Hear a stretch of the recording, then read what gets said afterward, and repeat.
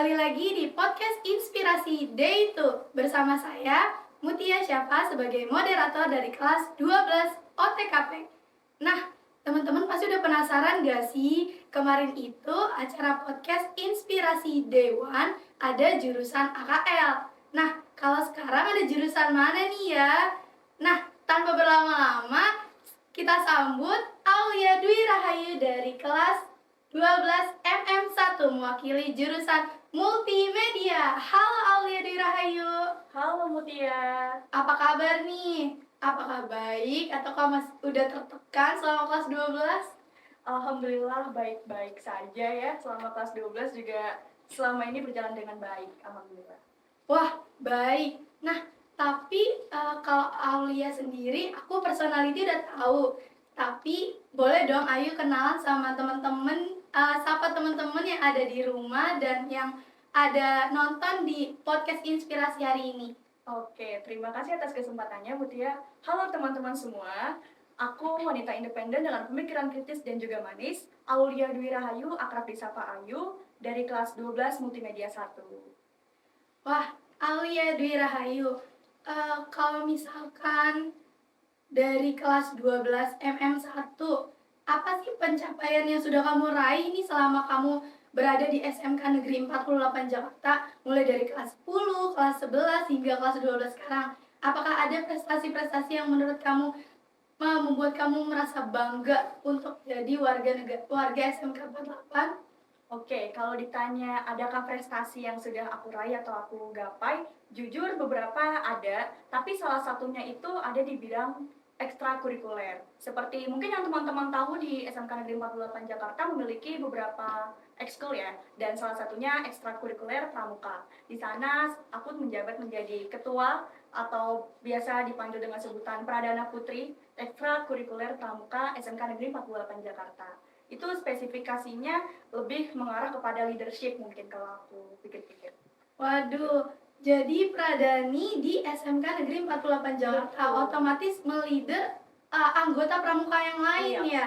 Oke, tapi aku mau tanya dulu ke Aul, gimana sih pengalaman kamu hingga jadi Pradani? Dan setahu aku nih ya teman-teman semua, Ayu ini merupakan staf Pinsaka Bayangkara juga loh di Saka Bayangkara. Gimana sih? Pastinya kan kamu dari menjabat menjadi Pradani dulu kan, baru kamu naik ke staf Pinsaka Bayangkara. Iya. Oke, kalau untuk itu jawabannya pertama, di dalam ekstrakurikuler pramuka itu ada yang namanya satuan karya atau biasa disingkat menjadi SAKA ya. Nah, di dalamnya itu berbagai macam bidang teman-teman, nggak cuma hanya satu bidang. Dan kebetulan aku itu bergabung di bidang kebayangkaraan. Itu kalau kalian tahu di bawah naungan kepolisian ya, Polisi Republik Indonesia. Gimana sih kok bisa aku jadi staf Bayangkara gitu ya? Kalau boleh menyebutkan, alhamdulillah sekarang aku dipercaya untuk menjadi staf Pinsaka Bayangkara Polres Jakarta Timur. Kalau ada yang tahu letaknya di mana, mungkin kantor pusatnya ada di daerah Jatinegara. Dan ya, alhamdulillah sejauh ini masih aman sih untuk menghandle semuanya. Gitu. Waduh, udah jauh banget nih. Aku pikir tadinya tuh cuma di Duren Sawit ya, itu ranting ya. Berarti ini Iya. udah naik ke tingkatan yang lebih atas ya. Iya. Namanya apa? Alhamdulillah Polres Metro Jakarta Timur ya teman-teman, itu pusatnya sebetulnya. Nah, perlu diketahui juga sebetulnya kalau di dalam bidang pramuka itu ada yang namanya kuartir ranting dan kuartir cabang. Kalau ranting itu kecamatan ya teman-teman, kalau cabang itu udah masuk ke tingkat kota. Jadi alhamdulillah saya dipercaya atau aku dipercaya untuk menjadi staff di bagian itu. Kalau boleh menyebutkan juga, aku dipercaya untuk menjadi infokom. Gitu. Infokom. Wah, keren banget gak sih teman-teman semua? Ayu ini selain bisa menjadi leader yang baik di anggota pramuka SMK Negeri 48 Jakarta, juga bisa menjadi staf Pinsaka. Itu pencapaian yang keren banget menurut aku. Tapi nih Aul, yang aku lihat itu kan pasti berat banget dan jadinya sibuk banget kan. Iya. Nah, Ayu, boleh kasih tips dong ke kita gimana cara ngatur kesibukan kita tapi tanpa mendahulukan, maksudnya kayak kita nih ketika kita punya kesibukan yang lain juga, kesibukan lain gak kita tinggal, tapi kita bisa menjalankan kesibukan yang lain lagi gitu. Oke, kalau ditanya masalah tips, jujur aku udah nerapin ini beberapa waktu lalu ya, dan itu worth it banget. Yang pertama, itu aku ngebuat schedule atau jadwal ya. Kalau misal ada yang bentrok, pastinya aku akan memilih yang mana yang prioritas gitu. Pasti aku perharinya itu akan membuat to-do list. Kalau teman-teman di sini mungkin ada yang nerapin tips seperti itu benar-benar ngerubah banget ya habit-habit kalian yang biasanya mungkin ada yang bingung gak sih untuk ngatur jadwalnya kalau bentrok ini harus ke sini dan dalam jadwal yang sama gitu di jam yang sama itu ngebantu banget gitu teman-teman to-do list itu. Berarti penerapan skala prioritas ya, Iya. dari prioritas-prioritas mana kita jadikan sebuah to-do list. Jadi kita bisa ngatur kapan kita harus ke sana, kapan kita harus mendahulukan satu yang lebih penting gitu ya. Iya. Baik. Lalu kalau dibilang tadi itu kan jadi leader di pramuka, pradani ya. Nah, gimana sih cara kamu atau gimana gaya kepemimpinan kamu dalam mengatur anggota pramuka di SMK Negeri 48 Jakarta, khususnya yang perempuan berarti ya, Pradani? Oke, kalau ditanya gimana sih cara aku mengatur mereka atau di balik skill leadership yang aku miliki itu, ya seperti halnya pemimpin-pemimpin lain, kita pasti harus memahami ya anggota-anggota kita, adik-adik kita yang ada di bawah ini bagaimana, seperti apa. Kemudian mungkin untuk hal lainnya ya kerjasama sih antar tim itu perlu banget. Terus juga kedekatan hubungan, kalian harus banget membangun chemistry antara satu sama lain, karena kalau itu nggak ada itu benar-benar ngehambat kerja kalian gitu di dalam bidang apapun deh, entah itu sekolah, pekerjaan dan lain sebagainya. Koneksi dan membangun hubungan yang baik. Iya. Nah, menurut Aul sendiri, kalau misalkan hal-hal itu diterapkan, apakah sudah efektif? Itu yang Aul sendiri rasakan gimana nih dari gaya kepemimpinan Aul? Apakah itu hal itu menjadi merangkul Aul dekat dengan yang lain juga, atau malah anggota itu ngerasa kayak lunak gitu Aulnya?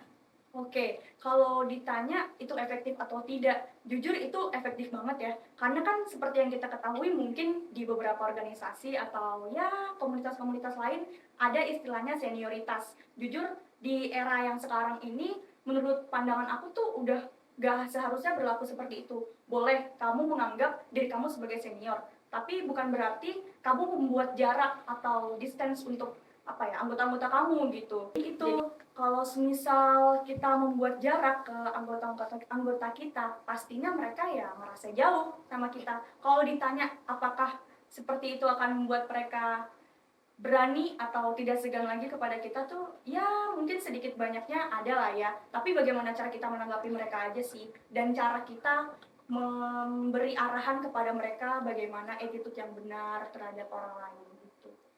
Oke, Aul. Berarti dari leadership itu kita tuh sebenarnya udah bisa jadi semacam apa ya, tutor sebaya ya, apalagi kayak di pramuka. Iya. Ketika Aul punya sesuatu yang Aul tuh bisa ngajarin ke orang, itu pasti Aul ajarin kan. Berarti kalau menurut Aul sendiri, konsep tutor sebaya itu efektif atau enggak gitu? Kepemimpinan, dimana pemimpin itu ya setara gitu, sebaya dengan teman lainnya seperti itu. Oke, kalau ditanya efektif atau tidak yang perihal tutor sebaya tadi, jujur iya di pandangan aku ya. Karena itu benar-benar yang tadi itu sudah aku sebutkan, membangun sebuah chemistry yang baru, kemudian suasana baru. Mungkin di era-era dulu kan mungkin tidak banyak yang seperti itu ya teman-teman. Kalau kalian lihat gitu ke belakang, ya pastinya dengan cara-cara tersebut itu salah satu upaya kita untuk membuat organisasi ini tuh lebih maju lagi, lebih kekeluargaannya tuh lebih ada lagi, terus rasa solidaritas yang tinggi dan lain-lain gitu. Oke, tadi aku sudah sempat menyinggung juga ya tentang leadership, tapi dan cara Aul itu kan untuk menggapai hal tersebut tuh perlu perjuangan ya dari kelas 10, kelas 11 hingga menikmati hasilnya di kelas 12 ini kan.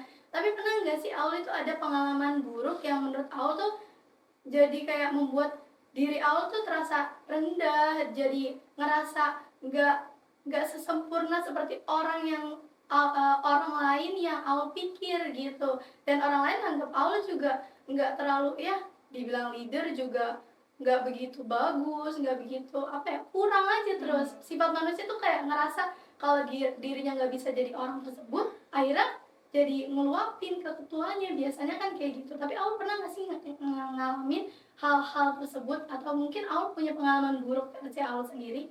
Oke, kalau ditanya masalah pengalaman buruk, jujur ada. Dan mungkin tidak bisa aku sebutkan ya siapa-siapa saja orangnya. Tapi aku pribadi jujur pernah ngalamin itu. Dan itu benar-benar ngebuat aku yang ngerasa terpojokan banget gitu teman-teman. Jujur ada satu masalah di mana ini tuh masalah miskomunikasi dan kesalahpahaman. Jadi adalah sebuah cerita beberapa waktu lalu di mana namaku tuh di sana ternyata sejelek itu, seburuk itu, padahal yang seharusnya aku yang apa ya, yang seperti aku yang sekarang ini tidak semestinya diceritakan oleh orang lain ya seperti yang buruk-buruk tadi. Kalau orang yang kenal aku dengan baik pasti mereka memahami diriku dengan yang ya versi aku ini gitu loh, dengan keunikan aku, dengan segala macam rasa yang aku kasih ke mereka gitu. Pastinya mereka bisa lah menghandle atau mengelola itu semua, mengelola semua kabar-kabar atau yang hal yang tidak baik gitu di diri aku. Nah, di situ posisinya aku lagi tidak ada di lokasi kan. Setelah aku tahu permasalahan itu, jujur aku langsung eh, menghubungi orang tersebut dan meminta kejelasan gitu. Bagaimana sih kok ini bisa terjadi gitu. Dan ya dia ngasih penjelasan dan memang di situ ada miskom. Di situ salah satunya ya adalah satu dua orang oknum-oknum yang memang iya ada oknum tertentu yang memang tidak menyukai aku secara personal gitu. Dan konteksnya ini menjatuhkan gitu Aduh, ya. iya bener banget Mut. Jadi ya itu dia tadi. Terus di situ ya akhirnya terselesaikan dan orang-orang tersebut akhirnya meminta maaf dan aku pribadi juga meminta maaf gitu. Karena kalau semisal dari pandangan mereka mungkin iya yang seperti Mutia sebutkan, apakah aku ini memang kurang cukup untuk menjadi seorang leader, seorang pemimpin di sebuah organisasi tersebut, ataukah memang ya ada alasan tersendiri, alasan pribadi dari mereka yang menyudutkan aku ini gitu.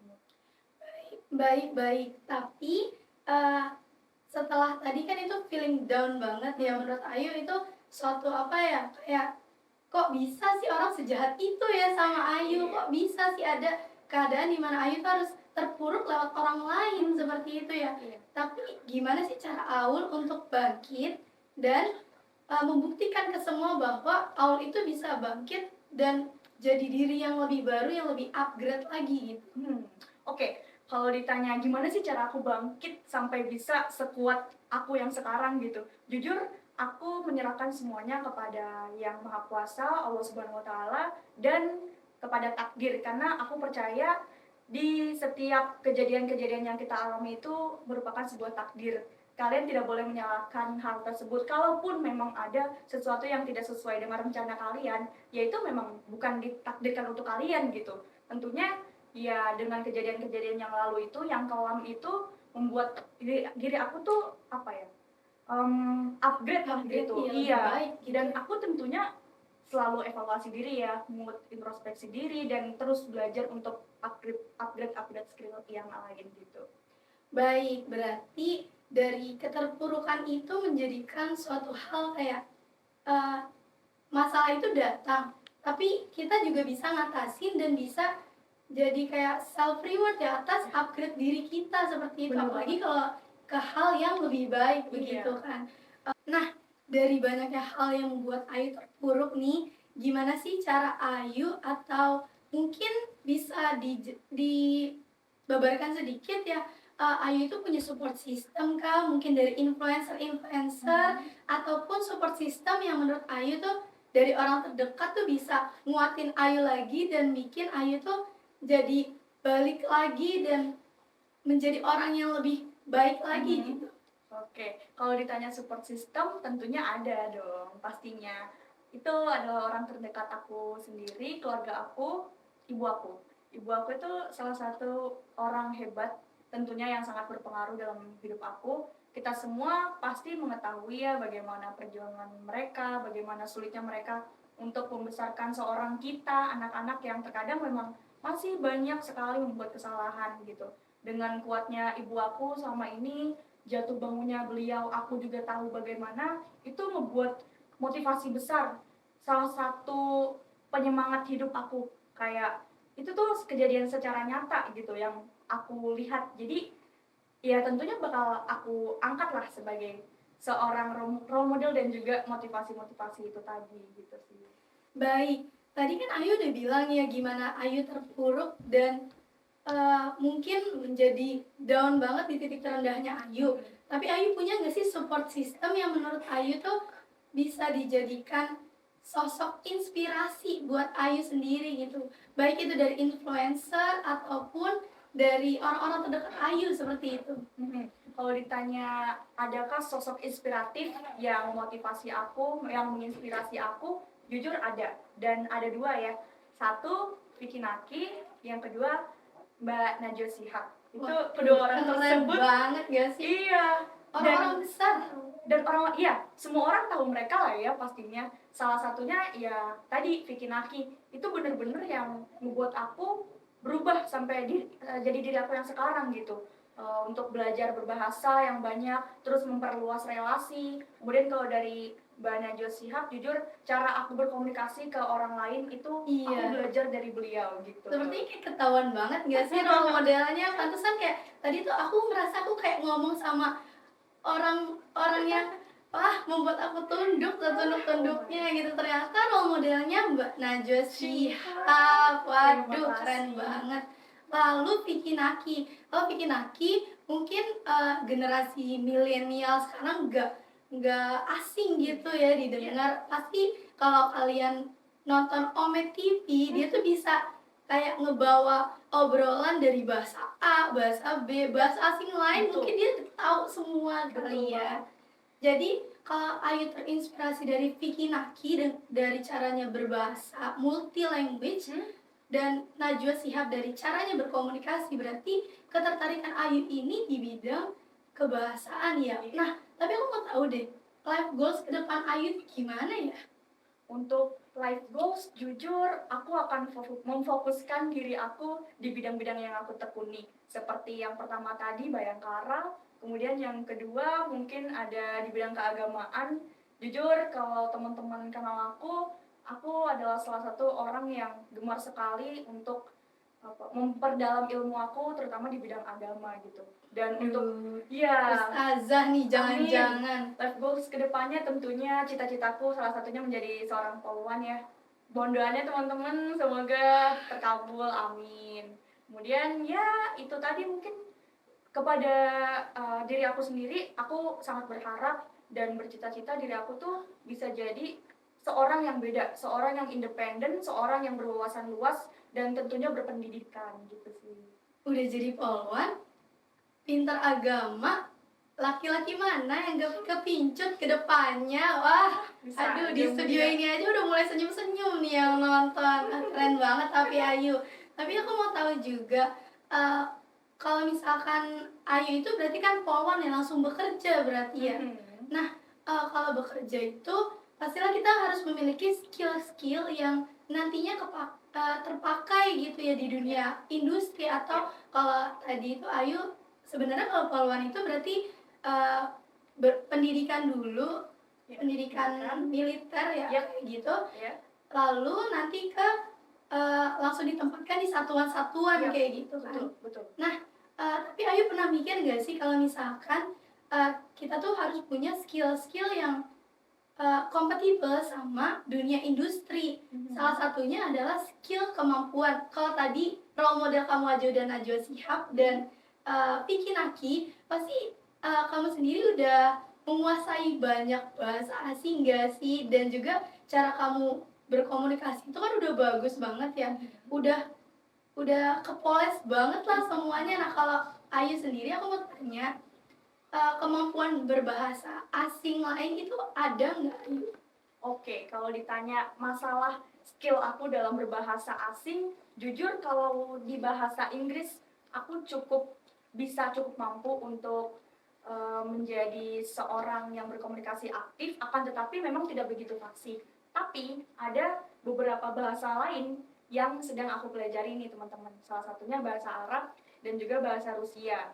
Itu dua bahasa itu sedang aku pelajari secara perlahan dan tentunya tidak mudah ya, karena seperti yang kalian ketahui tadi, role model aku salah satunya adalah Kak Vicky Naki. Tentunya dari beliau itu aku banyak belajar, banyak menerima kosakata baru dan lain sebagainya.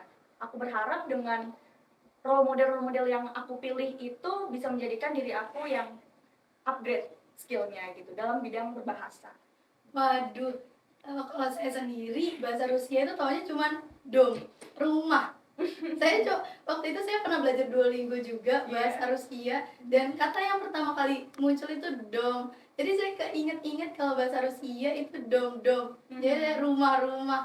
Tapi kalau kayak gitu tuh menurut saya eh, kita tuh perlu bangga eh, ketika kita memiliki kemampuan berbahasa asing lain, ketika kita mengetahui budaya-budaya lain juga ya. Tapi menurut Ayu sendiri gimana sih cara kita memfilter diri kita sendiri tentang mudahnya arus budaya luar tuh masuk melalui globalisasi dan arus teknologi sekarang ini? Oke, kalau ditanya bagaimana cara aku memfilter itu semua, tentunya aku akan menanamkan dalam diri ini rasa nasionalisme dan juga patriotisme. Itu udah nggak asing lagi ya bahasanya di telinga teman-teman mungkin. Ya itu dia, gimana cara aku menghadapi era globalisasi yang sekarang, modernisasi dengan ya masuknya budaya-budaya asing yang ada dalam negara kita, Indonesia. Ya sudah pasti kalian tahu lah, salah satunya ya seperti budaya Korea atau ya dan lain sebagainya yang mengikuti tren-tren sekarang tuh. Sekarang ya budaya barat juga lebih betul. sering banget itu kayak terekspos, dan rata-rata generasi kita tuh cuma menerima aja tanpa ada filter. Iya, benar banget, dan itulah yang bahaya karena bisa mengikis budaya bangsa kita sendiri gitu. Betul banget. Dan jujur itu cukup memprihatinkan ya kalau semisal kita melihat ke beberapa kasus yang ada, karena sampai mereka bahkan beberapa diantaranya tidak tahu apa ideologi kita. Kalau kalian tahu tren-tren TikTok yang sekarang tuh ditanya kan ya, pahlawan kamu siapa, terus bagaimana sejarah bangsa ini ada gitu. Itu sangat-sangat menyayat hati gitu sejujurnya. Tapi memang itu tadi perlunya edukasi dan juga pola pikir yang baru mengenai globalisasi ini tentunya sangat diperlukan untuk mencegah hal-hal yang tidak diinginkan tadi. Salah satunya hilangnya kebudayaan nasional atau apa ya, rasa nasionalisme dalam dirinya itu cukup rendah lah gitu. Baik, dan hal ini juga menyangkut karena kita tuh dipersiapkan ya untuk menjadi generasi emas di 2045. Nah, teman-teman semua udah tahu belum nih tentang generasi emas 2045?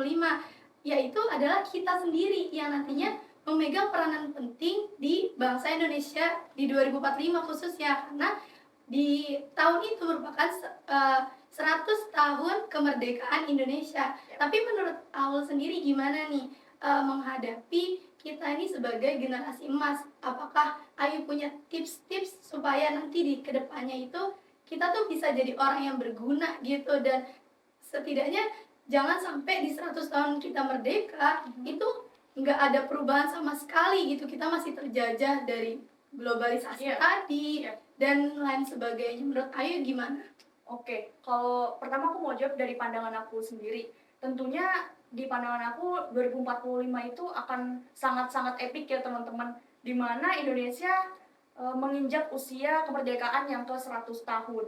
Itu tentunya generasi kita yang sekarang Gen Z, kita sering akrab ya menyapanya, itu ya perlu mempersiapkan macam-macam lah, banyak gitu, karena dari 2023 ke 2045 aja itu cukup memakan waktu belasan sampai puluhan tahun kan. Tentunya di usia yang nanti kita menginjak itu, apakah diri kita sudah menjadi pribadi yang jadi ataukah masih seperti itu saja, seperti kita yang saat ini yang mungkin ya masih ada kurang-kurangnya, ataukah sudah jauh tingkatannya di level yang tinggi setinggi mungkin gitu. Kalau untuk masalah bagaimana sih cara aku menangani hal tersebut, tips-tipsnya untuk 2045 Indonesia menjadi 100 tahun dan generasi emas itu sendiri, jujur aku pribadi improve skill aku, upgrade skill aku, kemudian juga di beberapa hal lain aku mempelajari berbagai macam teknologi, karena gak bisa dipungkiri ya, kita gak jauh-jauh lah bahasnya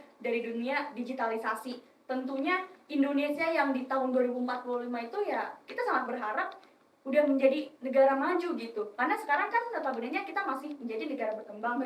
Iya, dan tentunya dengan populasi kita yang begitu banyak, kita harus memanfaatkan hal tersebut gitu dengan baik. Mungkin itu. Baik, wah, tapi kalau dari pandangan aku sendiri ya menanggapi hal ini, dari yang Ayu sampaikan itu berarti kita tuh perlu menjadi manusia yang jadi gitu ya Iya. di masa 2045 agar kita tuh nggak kembali dijajah lagi. Masa iya sih mau bangsa Indonesia dijajah lagi? Aduh, Jadi ya jangan sampai generasi kita nih yang mengalami hal tersebut. Jadi sebisa mungkin kita harus take ambil kesempatan di mana kita lagi berpower-powernya kan Iya. itu umur kita 30 Iya. 35 tahun itu lagi berkuasa-berkuasanya untuk membuat hal-hal yang membuat Indonesia tuh makin maju di kancah internasional Iya, gitu. betul. Wah, Ayu nggak terasa waktunya sudah 45 menit kita berbincang-bincang. Oh, iya? Kan nggak kerasa ya? banget. Waduh, sepertinya kurang tapi untuk sesi kali ini mungkin dicukupkan saja. Terima kasih banyak Ayu atas kehadirannya dan sudah mewakili dari jurusan multimedia. Wah, terima kasih juga kepada teman-teman yang sudah menonton, Sobat Palapa semua. Jangan lupa saksikan podcast Inspirasi Day 3 di hari Jumat. Sampai ketemu di podcast Inspirasi selanjutnya. See you!